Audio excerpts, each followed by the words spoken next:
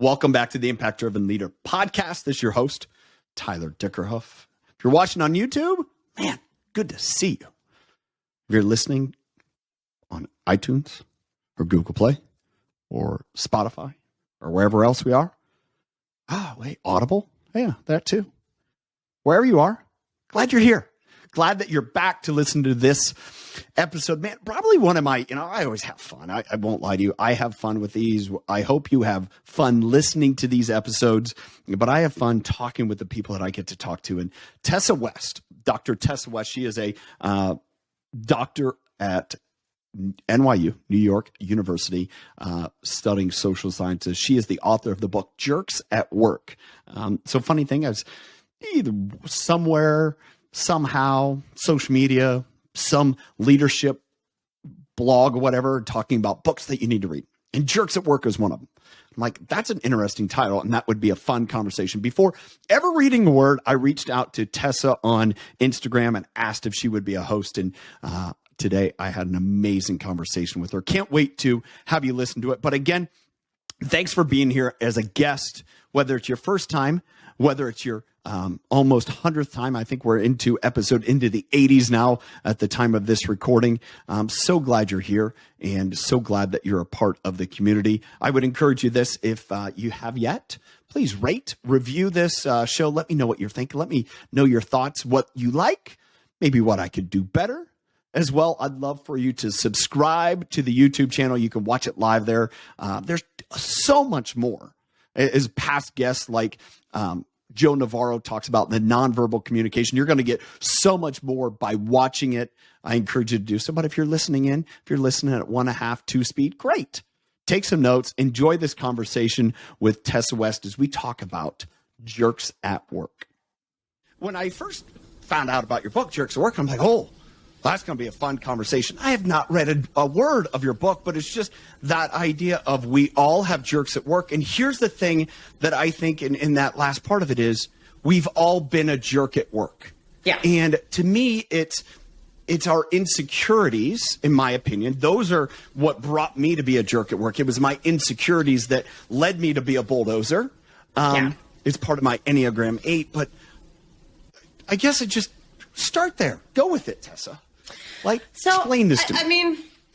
I think feeling uncomfortable in your own skin at work is probably the biggest predictor of workplace jerkery.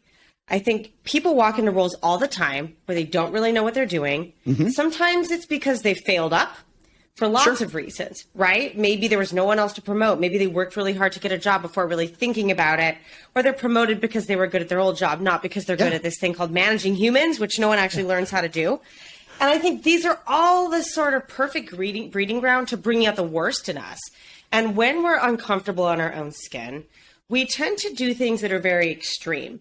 We either exert way too much control over people, we become micromanagers in an effort to actually decrease our own anxiety. In fact, micromanagement is more a self-regulation strategy than a management strategy, but people don't talk about it that way. It's how can I get rid of my negative feelings? I love that. And the same thing with neglectful bosses. They're panicking, they show up, they micromanage to deal with their own anxiety, to regulate their own emotions.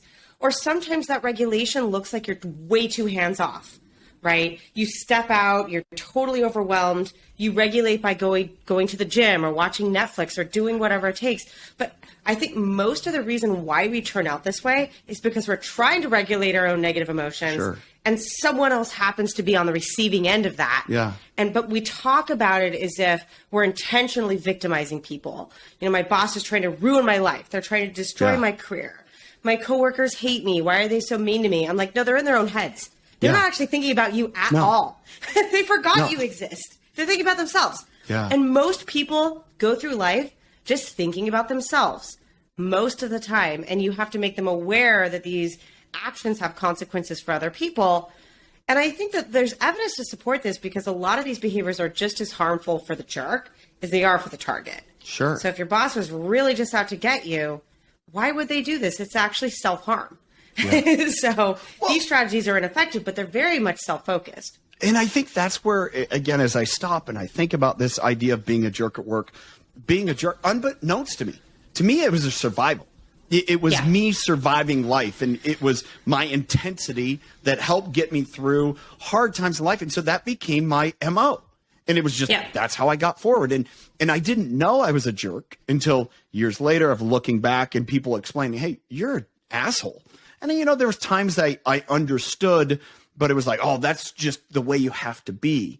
And so how much of, as you look through this idea of jerks at work, how many of them it's a cover up for their insecurities? Okay, we'll label it that way. Or it's just the way that they learn to lead. Yeah. You know, we're not that different from like rats in a box, where if you reward us with pellets, we're going to do the thing. We're going to hit the little lever that gives us those pellets. If you work in a place that rewards, you know, kissing up and kicking down, if people sort of roll their eyes when someone that you're destroying kind of complains about you, there's sort of a winner takes all mentality, you're going to thrive in that environment if you're flexible and you're able to kind of figure out what works in these environments. And so I think it's easy to blame individuals, but in my book, I mostly talk about situations, context, breeding grounds for these things. And smart, ambitious people figure it out. They're not, oh, I'm going to be so nice in this environment, when the only people who, you know, make leaders and, you know, they end up in the C-suite and they become like top at the firm or whatever, they act totally differently. You're going to figure it out. I mean, I grew up pretty scrappy. I grew up very blue collar. You know, my dad was a construction worker. I figured it out from like a very young age, what it takes to get ahead, you know, where you can cut corners and not, where you have to really put in the hours versus you can kind of slack off. And you figure these things out. And if you're effective at work, sometimes the things you're figuring out are how to be an asshole effectively to get ahead. And it's easy to blame other people for this, but the situations can breed this. And I think lots of cultures at work that have top performers have this problem. Well, and I think that is, you know, you identify it. I think as I talk to other people, as I interview people for this podcast, you know, we're in the changing landscape, one by force, by two, generationally.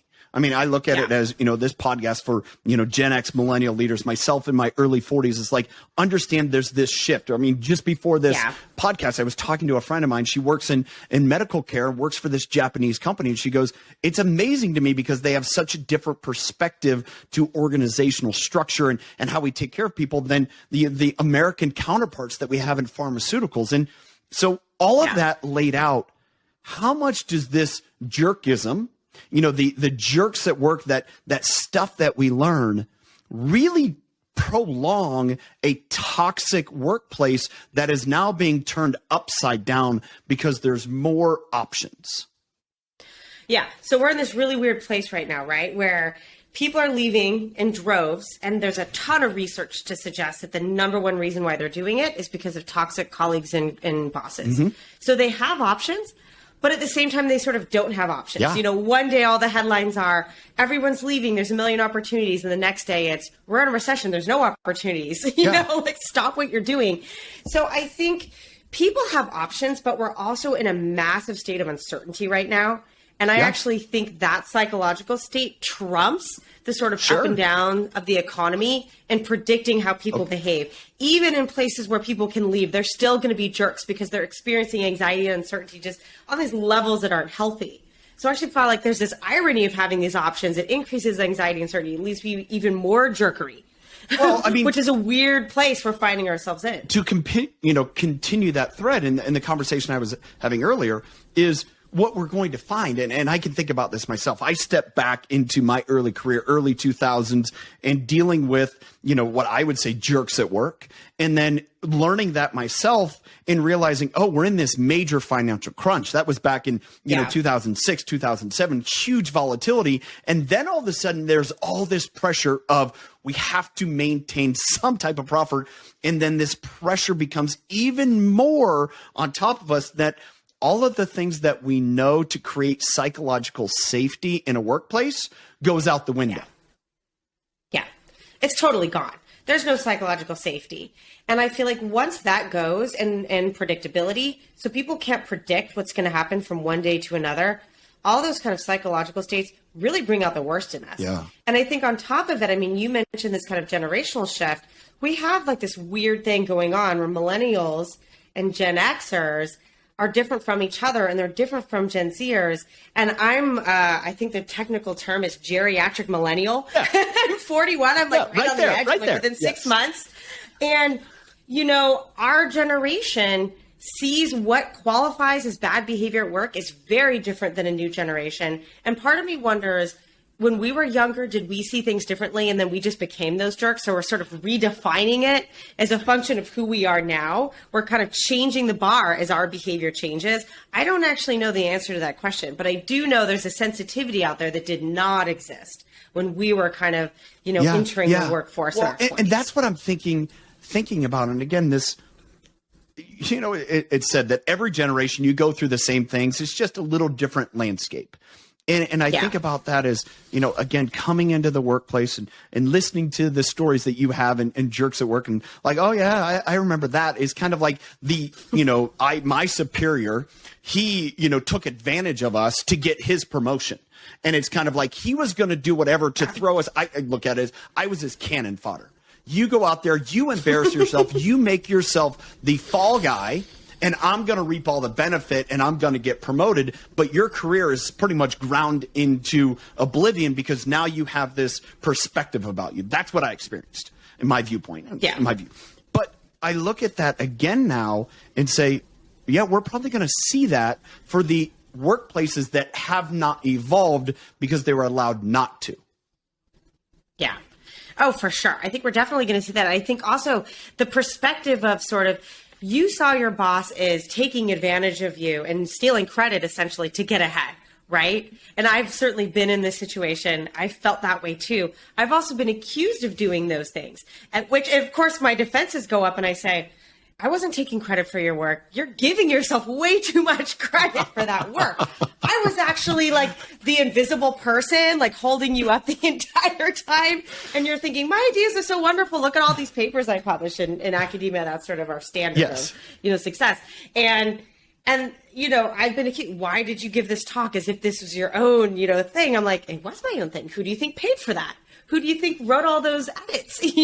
So I really think a lot of this is very much eye of the beholder. Yeah. And we shift our mindset around these things as we sort of develop. And I noticed when I wrote the book that the shoe people, I felt very victimized. But if I was in that situation now, I probably would look at my old self and say, she sucks. Why can't she just show some initiative and figure out how to sell figure out the damn shoes? It's not that hard, But instead I sat there just kind of whining that somebody was mean to me. So I do think there is this kind of funny life trajectory that changes how we think about jerks at work. As a victim and also as a perpetrator. So, we've spent obviously the first, 10 minutes, 12 minutes of our conversation relating, connecting. What drove you to really enter into your study and then ultimately write this book? I mean, you've written so many other publications, but this book, why did you man, I need to write this. People need to know this. Honestly, I wrote this because I was really feeling sorry for myself. Sorry, can I laugh at that? Is that okay? Yeah, of course. People need my knowledge. I want to save the world. I was really having a sad. I was really feeling sorry for myself that I had taken on this leadership role and I felt like I was working my ass off at it. I think most people who've, stepped into a major leadership role for the first time feel like it's a thankless job. You work very hard. You do a lot of little things that no one seems to care about. You either get no feedback or negative feedback, and people don't read your emails. And why didn't they just read the email? All that kind of yucky business that comes along with being a leader. And I got to a point where I was so frustrated with sort of inability to get people to do what I wanted, to show up to meetings, to vote the way I wanted, that I just started getting really pissy at work. And I became a little mean. I made 2 people cry. People who are in their 60s cry. just can I check off the list as I've been there as you're going along? So I have 2 checks now. I've made people cry. I've made a lot of women cry. My name is Bruce. I've made men cry too. I haven't done that yet, but hey, there's always tomorrow. So going through that, what was that desire though that there's got to be a different way? Yeah. So I realized I study social interaction for a living. I put people in uncomfortable situations all the time. I have for 20 years. And I look at how we can make them better communicators and what it takes to make people, not read the world better, but get the world to give them what they need so they can figure out what to do next. And I couldn't figure this out. And I was feeling sorry for myself. So I figured if I'm struggling with this and no one gets training, no one else is going to be able to figure this out. So I'm going to sit down and I'm going to own all my mistakes and I'm going to own all my weird experiences and just give people what I felt like was a pretty hands-on guide that sort of demystifies why we go wrong and like what really drives this behavior. And, I felt like it felt good to kind of do that, but also, turn my tears of sadness into something useful for other people. Yeah. And I know I'm not alone in that experience. I know lots of people have kind of had that poor me, woe is me experience when they step into a leadership role. It's really hard. I think that's what drives a lot of jerks. I think it creates it because it again comes back to why am I here? What am I supposed to do? I'm going to look for the models that I've seen right or wrong. And, this point of overwhelm that so often I think hits any role. I would say the same thing can happen as a parent. It's you get into this parenting and you're like the first time you have to deal with something and everything's boiling over and you flip out. And, so how recognizing this and for yourself, what did you do you talked about you owned it, but what else did you do to say, hey, I have to point this out, but create something better because people don't deserve it? Because ultimately that's what I feel like you were saying is people don't deserve this version of me. Yeah. And one thing that I really struggled with was figuring out exactly what damage I was doing, because I do a lot of research on status and power. And we know that the minute that enters the equation, people will not give you that negative feedback. They won't tell you you're being a jerk. It's through these subtle things like, a colleague of mine who I trusted and loved came and cried because I gave her an office that had like this weird pole in the middle of it. So she would have to like look around the pole. I'm not going to go anywhere with that. I'm not going anywhere with that. What kind of office did you? What? Yeah, it was. It's Manhattan real estate. Yeah, you don't know what that room used to be. I mean, you can imagine what that room used to be. But, we have to be flexible with our space and not critical of what it used to be. So, these kinds of things that I'm like, wow, I feel like I'm doing a terrible job at communicating and I can tell people are mad at me, but they're not actually telling me. And you alluded to this earlier, that you didn't find out you were a jerk until 10, 20 years later. So one of the things I really set out to do is figure out how to improve the feedback process. How to get people to give you honest feedback about how you're doing at work and how to ask people or give people that feedback. And that's a very messy, tough situation, especially when you're saying something negative to someone. And so a lot of that is about all the time, do it. Don't wait till the end of the year or the end of the month or whatever. Make it small, make it specific. These kind of little life hacks that are actually drawn from close relationships literature, marital therapy, how people can best deal with conflict. And I think my main kind of life hack around jerks at work is whether you're the jerk or the victim, you have to learn how to talk about the thing, the behavior that's causing a problem in a way that isn't super threatening, won't damage the relationship, and where you can actually be honest. Because if you're low power, you're going to want to lie. Yeah. That's just the way it goes. No, you're so wonderful. I love working with you. That kind of thing. That's going to be what your intuition is. So a way that I would turn that is it's appropriate vulnerability on both sides. It's really, and one of the words that I wrote down and I think is this creating this safe workplace. Creating this safety. And to me, vulnerability only comes from safety. But what are you doing that either as a leader or a participant is a role, a worker in this culture to elicit more vulnerability? It's like, what are you doing to create safety as opposed to feeding into the perpetual jerkism? Right? Is that the proper way to term that, jerkism? Yeah. I think that's good. I mean, I love jerkism. We can use jerk as a noun, a verb, an adjective, all the things. All of them. I think it works. All of them, I think, a lot of workplaces sort of talk the talk. They have these sort of we are vulnerable, we are open, but they're full of bullshit. Sit down they don't and actually come really into mean a room, it. sit on a pillow and share all your deep thoughts. Yeah. Or the CEO will get up and be like, here's a mistake I made 20 years ago. Luckily, I haven't done it since. The last 20 years have been perfect, So you have to actually do it on a day-to-day basis with small things. There you go. It can't just be these grandiose gestures where the CEO stands up at the annual, company dinner or whatever and says the thing. You have to do it small. And then I think you also, people don't like this, but when you're giving someone feedback, you want to give them feedback. At the end, you have to end with, do you have anything for me? Any feedback you would like to share? And people are like, I don't want to do that. I don't want that feedback. And I'm like, if you're going to dish it, you have to learn to take it. You have to play both roles all the time. And it's super uncomfortable, and I actually learned this strategy with my husband, who's my colleague. So before we decided to date each other, because our offices are next to each other and we're both tenured, so if it didn't work out, it'd been like a complete disaster. We had to have these like radical candor conversations where we found out very specific things about each other. And I think I learned a lot about how getting over that discomfort is really important for setting the stage of a relationship. And I try to do that with people who work for me. Yeah, I mean, that's hard. What's hard about it is, let's go back to that person we talked about, that are looking for a new career, right? They're like, I'm out. And then they go to the next place and they're like, is this just more of the same or is this different? And that hesitancy to be vulnerable, to be authentic appropriately, and walk down these doing small things to build trust. And like, am I going to get run all over like I saw in the past? That's something that we can't talk enough about, in my opinion. Right?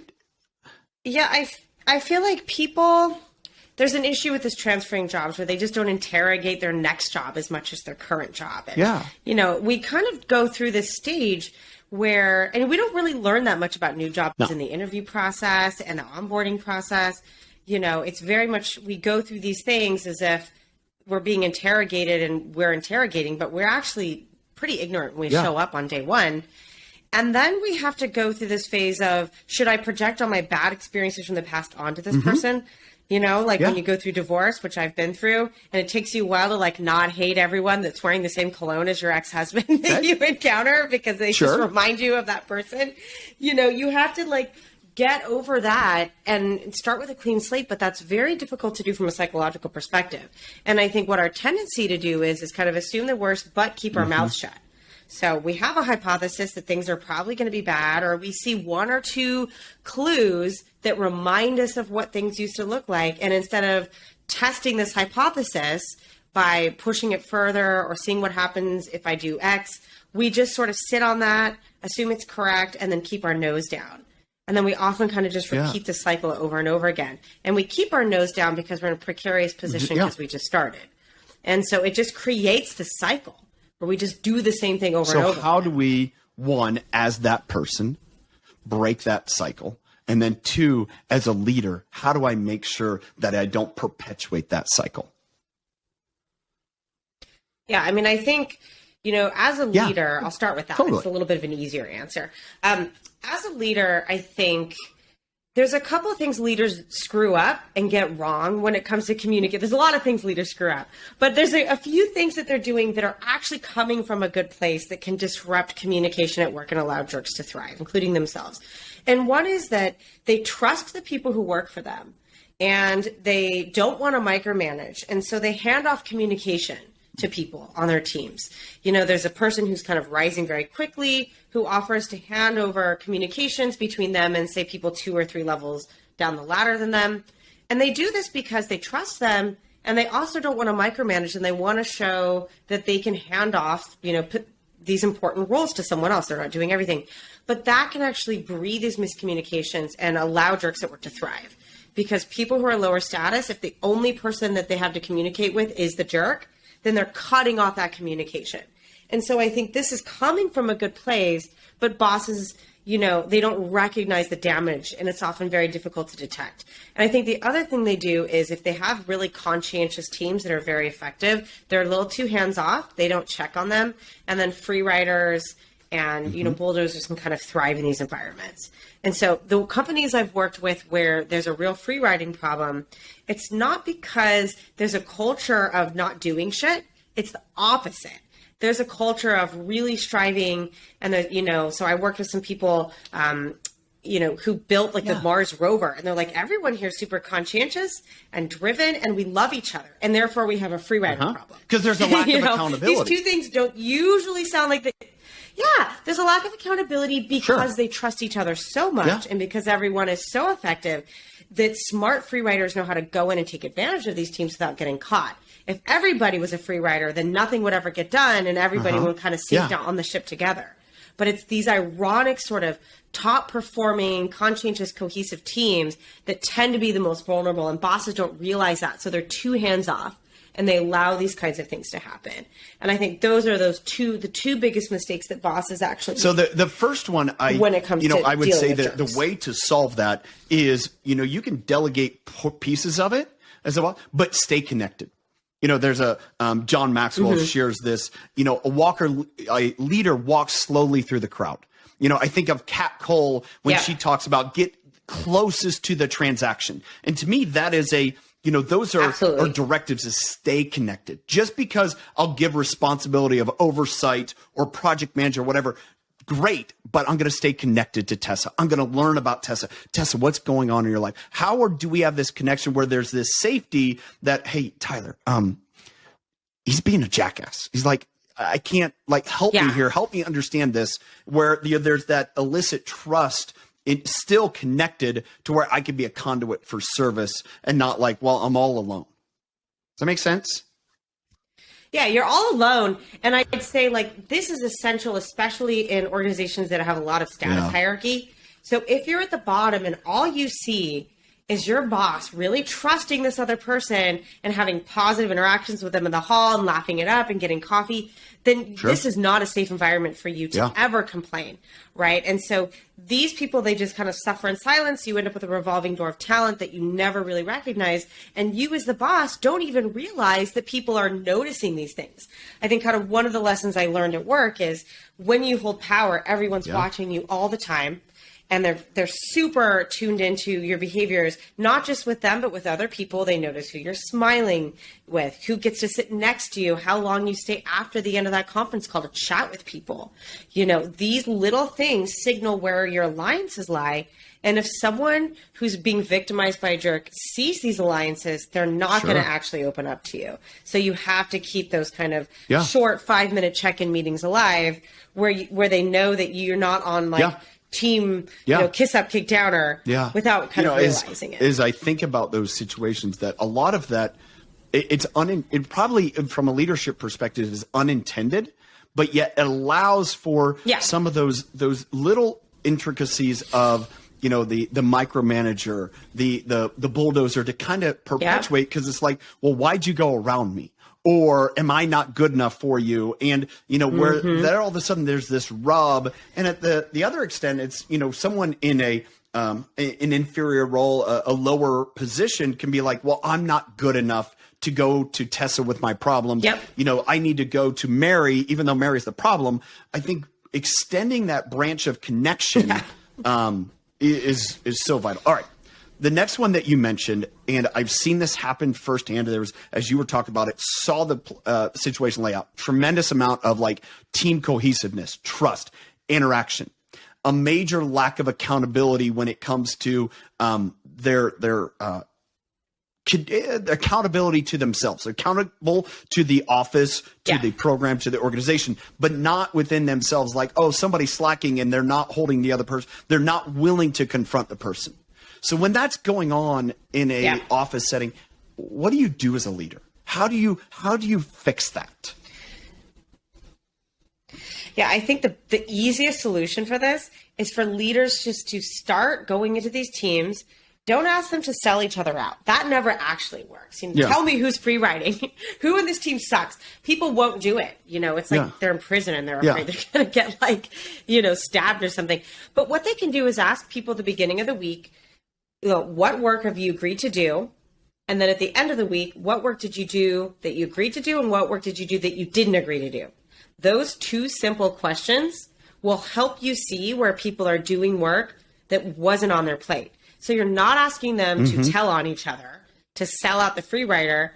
But what you're looking for is this discrepancy between agreed to do work and work done that you didn't agree to do.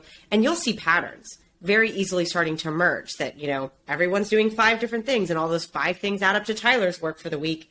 And the best people at this, the best free writers I've ever seen in action, are really good at sort of talking about work and having the veneer of sort of being cohesive about a project in public settings in front of the boss. And then the minute they get back to their email, delegating their things evenly among people who are real go-getters. So they don't delegate to other lazy people or people without skills. They delegate to people who seem to not really mind taking on a few extra responsibilities, And I think those 2 questions are really how leaders can sniff these people out instead of asking people.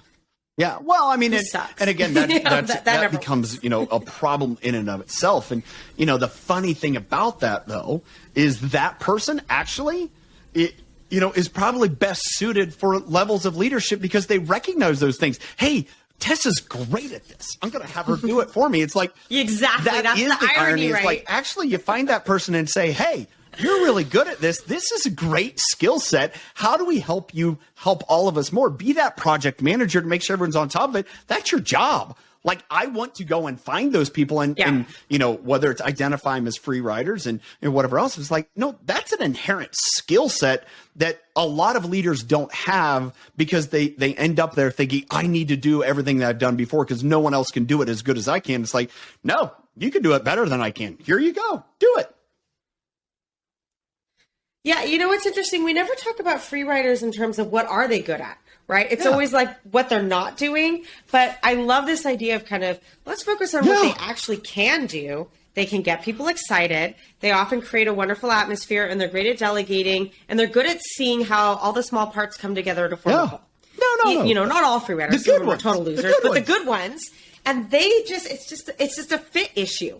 You have to just put them in this different role. Or a lot of them are really good at public facing. So they're great with customers. Absolutely. They're great at presentations. You need someone to warm up the crowd at the beginning of that, giant conference or whatever you're having. Here's your person. And I think just knowing to just not be super bitter about the fact that they're not doing those other tasks and put them in these different roles can also sort of help this cohesion kind of stay. And then people don't have to be mad at their friend, the free rider, because these people tend to be very well liked. No, and again, I look at that as to say, as you that's as I recognize now, that is an amazing skill set. That if you see it as a leader, it's I have a place for you, and it's seeing it as a benefit as opposed to they're just they show up and don't do anything, and I think of Office Space. So let me ask you this in the process of studying this and doing your research, did you find environments that, the jerks at work really kind of permeated it more, or it really seemed more evident that's where, it was an environment where it just, in certain cultures where it's there's way more jerks here than there are a different, workplace or culture? Yeah, I'd say anything where only a handful of people can make it to the top is a huge thing. So, and where the people at the top have way more than the people who are even one step below them. So kind of I'll start with the opposite. So let's think of a Canadian academic department where everyone makes within $5,000 of each other. It does not behoove you to treat people like shit at work because the most you're ever going to get is $10,000 more than the person 5 steps below you. So if you sort of flatten that reward structure a little bit, then you don't see a lot of these jerks. Where I actually see a lot of them are in sales. So in organizations, say in consulting, where there's the project leads and the people that are coming up with the new IP, you don't see a lot of work jerkery there because they have to actually rely on each other and the whole team fails as a whole if they don't. But in sales, where they're often kind of called teams, but they're not really teams. They're collections of people who report to a boss, but they're actually in competition with one another. You really see cutthroat behavior. And I feel like there's this misconception, or that it's a little bit of a concept slip or a language slip, that when you go in these organizations and they're we love our team, we really focus on our team. I'm you're using the word team as a collection of individuals who report to one person, but actually are trying to claw each other's eyes out. It's a really weird way of talking about it, but it euphemizes the problem. And in most organizations where I've seen jerks, it's in these sales teams. where these individuals are actually in competition with one another for raises. The numbers, the output is very easy to compare. So, I either sold 10 million or 5 million. And so the output's very easy to compare. In other jobs, it's a little apples to oranges. It's less kind of clear what performance looks like and how to sort of objectively quantify performance. And you don't see as much of it there because people can't even really compare themselves and try to one up each other. When there's this, it's not really even clear who's doing the best. So for someone that's listening in and they're in one of those places, they're in a sales type environment, what do they do to help minimize the way that jerks can kind of take over? If they're listening and they're like, man, I don't want this to be a part of our culture. Like, what do you suggest? Yeah, you have to change the reward structure because that's what people are going to be sensitive to. So I think, what I've seen not work are companies say, we want a positive culture where everybody collaborates here. And so therefore we're going to fly everybody down to Florida for the week. We're going to have these great dinners. We're going to all have some team building exercises. And then we're going to go back to work, and therefore we've done the work to sort of create a good culture. But at the end of the day, if the reward structure still requires competition, that's what they're going to do. You have to change the reward structure. You need to be able to quantify collaboration in some way, and I think you actually see this a little bit more with people who are in VP positions in sales because the numbers of their team affects their raises, and you can't just have one top performer give you those numbers. It's actually like everyone has to reach a certain threshold for you to get that raise. So you have to incentivize, you have to create performance structures that are incentivized that way. I actually think a little social comparison is a good thing. I think we tend to think all social comparison is bad. It can motivate you, but you don't want that to be the number one motivator. So I think that's really the only way of doing it. I'm cynical about human behavior. I think telling them to care about each other isn't going to work if their financial bottom line, if whether they're going to make their kids' college tuition, depends upon competition. That's going to win at the end of the day. So you have to change that reward structure. After writing this book, talking about it now ad nauseum, I would imagine to a certain extent, but out of complete, I would say, passion, right? What's next? Like, what are you saying? All right, this spurred this next thought, or what's next on your research docket that has maybe nothing to do with this, but yet you're kind of like, oh, this is where I need to go deeper. Yeah. I'm thinking about my next book on career transitions, like how to leave one job and start another. And I have a lot of research on newcomers. So there's this kind of interesting phenomenon when we think about being a newcomer in a team. And I have some new research coming out that basically shows that you can take two people and they can interact with each other for about 5 minutes, and you bring in a new person, and that newcomer suffers all kinds of kind of interesting sort of behavioral costs. Even just 5 minutes of getting to know each other, the newcomers listen to less. The ways people talk, the ways they mimic each other's speech patterns changes. Newcomers are sort of cut out of that. They're less likely to have influence in group decision making. And so I think we don't quite understand what happens when we sort of leave jobs, start new ones, transition on a new team. So we're going through this a lot. And there's all these very subtle things that can happen to put us at a disadvantage when we start these jobs, that it's not just we don't know anybody or we're not well incorporated into the team yet. We don't have that institutional memory. There's very subtle behavioral things that can shape our lives at work that I think most of us actually aren't paying attention to. And then I'd add to that, one thing I'm fascinated with now, I'm interviewing a lot of people that do interviews in talent acquisition and HR. The interview process is like a complete disaster and no one knows what they're doing. I think it's fascinating how people just they're not systematic about it. And they do things like give you intentional failure feedback just to see how you'll cope and see how you respond. And I don't think people are really realizing that these different kinds of techniques are actually happening. They get failure feedback and they're just not going to show back up for that second interview. But they're like, no, we give it to everybody. We just want to see how flexible you are. So I think there's a black box of sort of how to transition from jobs from one to another that I think a lot of us aren't attuned to. And as we're all doing it, I want to dive into that. I want to get into the nitty gritty of how to do that better, what people are really looking for, how to really socially network, all this kind of tricksy stuff that I feel like most of us don't know about. The newcomer thing, the thing that I think about there, and I was asked this question earlier today, it's like, how do you engage with that group as a leader, right? And the thing that I wonder, and I'm throwing this out because I want to hear your feedback to it. As a leader, my responsibility is to edify and engage. And if I facilitate and I think about that is if I'm in, say we're in a new, sales meeting, right? Tessa, you're new to the team. There's 2 other people new, but they started 3 days earlier.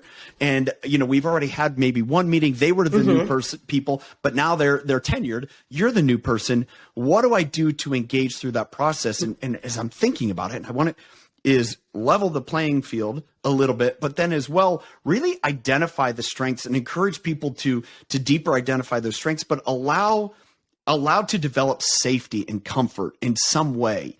Like, that's what I think about, but like, tell me what you're seeing or what you think.